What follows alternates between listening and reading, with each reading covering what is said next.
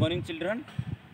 आज हम next yoga class start करेंगे और आज हम कुछ सूक्ष्म व्यायाम के बारे में और सिटिंग आसन के बारे में जानकारी देंगे आपको।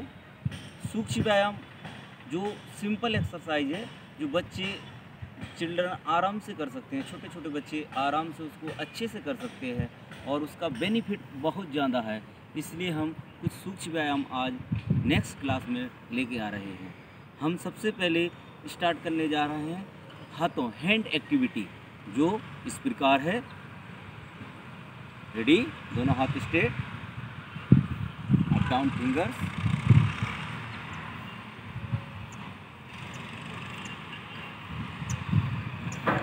लेफ्ट राइट,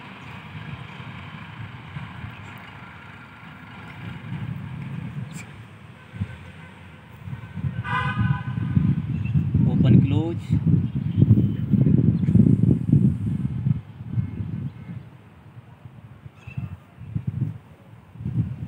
फिंगर्स क्लोज, कलाई राउंड में,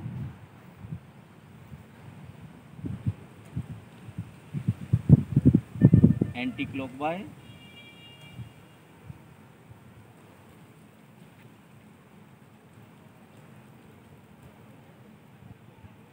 रिलैक्स। अब इसका बेनिफिट क्या है?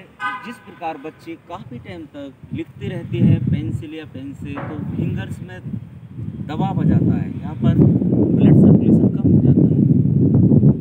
ब्लड सर्कुलेशन कम होने के कारण बच्चों की उंगलियां दर्द करने लगती हैं। जब उंगलियां दर्द करने लगती हैं तो वो लिखना बंद कर देते हैं। इसलिए हम जो एक्सरसाइज लाए हैं, इससे अगर आप लगातार लिख रहे हैं, उसके बाद थोड़ा सा भी 5 मिनट अगर इस एक्सरसाइज को करते हैं बच्चे, तो उससे ब्लड सर्कुलेशन प्रॉपर हो जाता है और उंगली दुखना बंद कर देती है। और इस प्रकार बच्चे ज़्यादा लॉन्ग टाइम तक इसको लिख सकते हैं और राइटिंग वर्क अच्छे से कर सकते हैं। राइटिंग सुंदर आएगी, राइटिंग गलत नहीं आएगी, रॉन्ग नहीं होगी, राइटिंग प्रॉपर वे में राइटिंग होगी। दूसरा, इससे फिंगर्स मजबूत स्ट्रॉन्ग बनती है, ज़्यादा स्ट्रॉन्ग फिंगर रहती है, किसी प्रकार से दर्द वगैरह नहीं होगा, लचीला ज़्यादा फ्लेक्सिबल ज़्यादा रहेगा, फिंगर्स में फ्लेक्सिबल आ जाता है। इस प्रकार इसका लाभ है। कलाई स्ट्रॉन्ग, जो कलाई यहाँ से मुड़ती है तो इसकी एक्सरसाइज होती है, तो ये लगातार अपनी कलाई स्ट्रॉन्ग करता है। इस प्रकार हमने सूक्ष्म व्यायाम रखी है। इन सब सूक्ष्म व्यायाम से हमारे हाथों की फिंगर, कलाई स्ट्रॉन्ग रहेगी, फ्लेक्सिबल रहेगी, ब्लड का सर्कुलेशन अच्छे से रहेगा। अब हम नेक्स्ट हैंड के साथ अब शोल्डर एक्टिविटी करेंगे, जो शोल्डर स्ट्रॉन्ग करेंगे। धीरे धीरे श्वास भरते हुए दोनों हाथ ऊपर कंधे पर रखेंगे, दोनों हाथ गोल घुमाते हुए धीरे धीरे 1 ऐसे 5 टाइम्स करेंगे। 2, श्वास भरते हुए दोनों हाथ ऊपर ले जाएंगे और यहाँ पर लाकर दोनों हाथों को टच करेंगे, पूरा गोल घुमाने का प्रयास करेंगे, एल्बो टच रहेंगी। धीरे धीरे वापस ऐसे करते हुए पूरा शोल्डर ऊपर टच रहेंगे, फिर नीचे लाते हुए इस प्रकार हम एंटी क्लॉकवाइज करेंगे, अपोजिट इसके। धीरे धीरे धीरे धीरे श्वास भरते हुए ऊपर, यहाँ पर आकर एल्बो टच, पूरा बड़ा से बड़ा शून्य बने और गोल ऐसे हम घुमाते जाएंगे, पूरा घुमाते जाएंगे।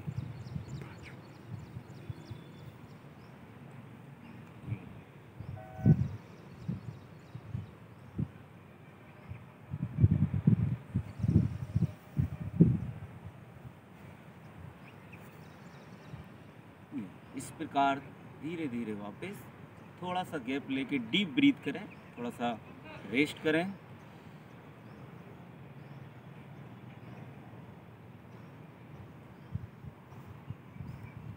इससे क्या लाभ है? जिस प्रकार हम सोते वक्त किसी प्रकार का दर्द वगैरह महसूस करते हैं बैकबोन में या शोल्डर में, तो ये दर्द ख़त्म हो जाता है। दूसरी बात, हमारे जो शोल्डर हैं वो सबसे स्ट्रॉन्ग है और इनको स्ट्रॉन्ग रखना बहुत ज़रूरी है। इससे पूरा शरीर पर भार जो भी हम उठाते हैं, ताकत यहीं शोल्डर से लगाते हैं। तो हमारे बच्चों के लिए ये शोल्डर स्ट्रॉन्ग करना बहुत ज़रूरी है, जिससे किसी प्रकार की थकान वगैरह हाथों में स्ट्रॉन्गपन बना रहता है। ये हमारे बैकबोन लचीली रहती है, शोल्डर लचीले रहते हैं, किसी प्रकार का तकलीफ़ नहीं होती है। ये शोल्डर की एक्सरसाइज थी। अब हम नेक्स्ट गर्दन की एक्सरसाइज करेंगे। दोनों हाथ कमर पर रखेंगे। गर्दन को भी फ्लेक्सिबल और स्ट्रॉन्ग बनाना होता है। सबसे पहले धीरे धीरे ब्रीथ भरती हुई ऊपर करेंगे, ब्रीथ आउट करते हुए धीरे धीरे नीचे, गर्दन को नीचे कंट्रोल लगाएंगे करेंगे। इसी प्रकार हम गर्दन को 5 से 10 बार कर सकते हैं। अब नेक्स्ट लेफ्ट में गर्दन को धीरे धीरे ब्रीथ आउट करते हुए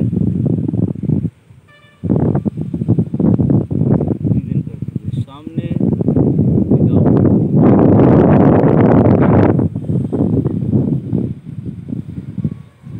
धीरे धीरे सामने। इसको भी हम 5 से 10 बार कर सकते हैं। उसके बाद गर्दन को लेफ्ट कंधे की तरफ ट्विस्टिंग करते हुए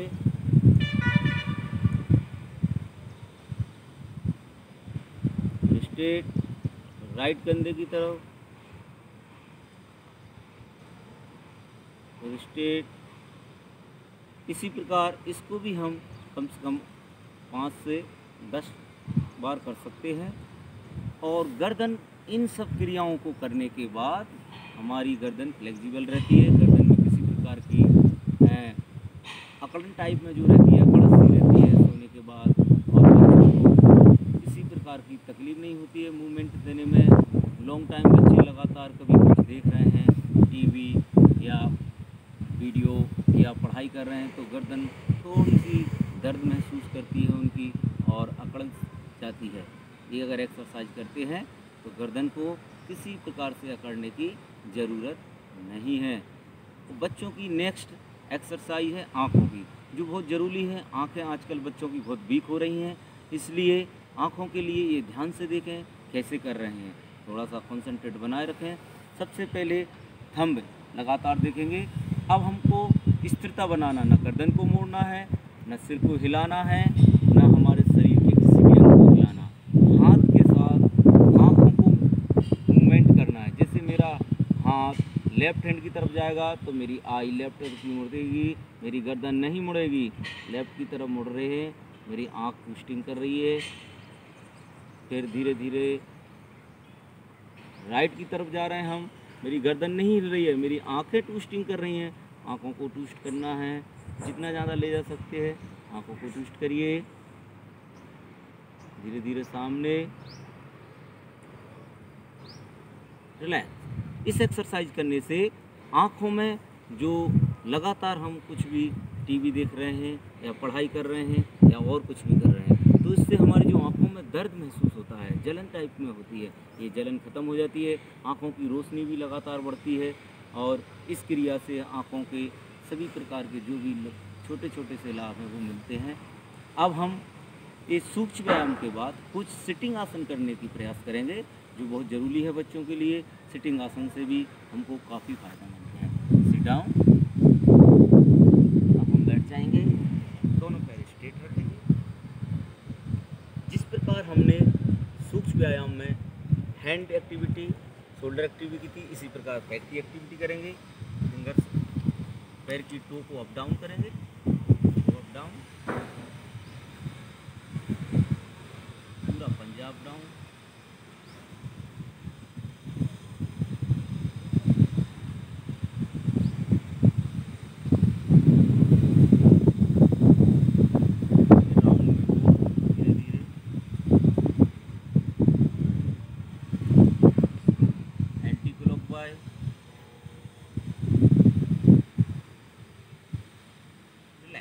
जिस प्रकार हमने हैंड एक्टिविटी की थी और जैसे लाभ हाथों के थे, उसी प्रकार पैर की हमने सूक्ष्म व्यायाम की है। उसी प्रकार पैर की फिंगर्स में जो तनाव आता है, लॉन्ग टाइम का हम खड़े रहते हैं, उसके लिए कहीं कहीं हमारे पैर में स्विंग टाइप में हो जाता है, ब्लड सर्कुलेशन सही से नहीं होता है। जब हम एक्टिविटी करते हैं तो पैर का पंजा स्ट्रॉन्ग बनता है, हाथ पैर की फिंगर्स दोनों सेम रहती हैं। तो इसी प्रकार से जो हाथों में लाभ मिला हुआ है वो पैरों में भी लाभ मिलता है। अब हम सबसे पहले जानुसिरासन करेंगे। जानुसिरासन के लिए देखिए, राइट पैर को मोड़कर घुटने के पास ब्रीथ भरते हुए दोनों हाथों को ऊपर, ब्रीथ आउट करते हुए अंगूठे को पकड़ते हुए सिर को घुटने से लगाने का प्रयास।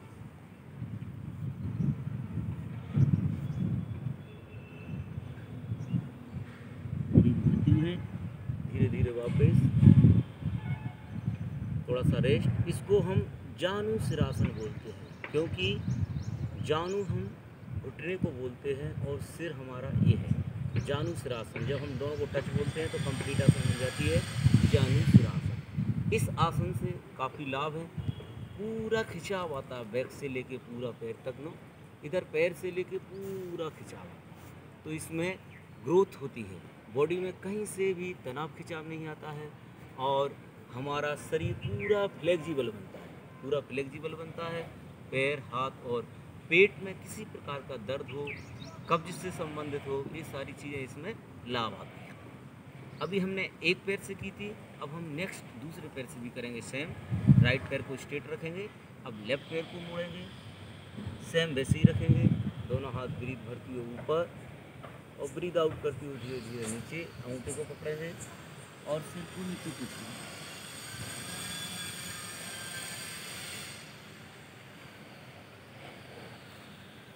धीरे धीरे वापस, थोड़ा सा रेस्ट, रिलैक्स। इसी प्रकार सेम लाभ अगर लेफ्ट पैर से करते हैं तो लेफ्ट में मिलता है, राइट से करते हैं तो राइट में मिलता है। अब हम नेक्स्ट आसन करने का प्रयास करेंगे, शशांक आसन। धीरे धीरे एक पैर को फोल्ड, नेक्स्ट दूसरे पैर को फोल्ड। शशांक आसन बहुत सिंपल आसन है। दोनों हाथ ब्रीथ भरती हुई ऊपर, ब्रीथ आउट करती हुई धीरे धीरे नीचे, पूरा सिर जमीन पर।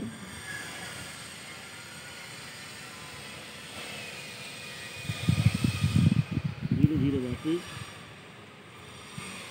इसमें वेट नहीं उठाना होता है, हील और हिप्स दोनों टच रहना चाहिए। अब हम इसके बारे में जानकारी बता दें। जिस प्रकार खरगोश कितना फुर्तीला होता है, उसी के नाम पर इसका नाम रखा हुआ है शशांक आसन। शशांक आसन संस्कृत भाषा है और इस आसन में खरगोश में कितनी फुर्ती होती है। अगर बच्चे इस आसन को करते हैं तो उसी प्रकार उनमें भी एनर्जी, फुर्ती आ जाती है। दूसरा, ब्लड सर्कुलेशन के लिए ये बहुत महत्वपूर्ण आसन है। अगर किसी का हाई ब्लड प्रेशर है, जब हम इस आसन को करते हैं तो शशांक आसन को पूरा नीचे सिर लगाते हैं तो हमको पूरा ब्लड नॉर्मल हो जाता है, तनाव बिल्कुल शांत महसूस होता है। इस प्रकार आज की क्लासेस इतनी ही। शेष क्लासेस हम नेक्स्ट अगले गुरुवार थर्सडे को करेंगे। नमस्कार।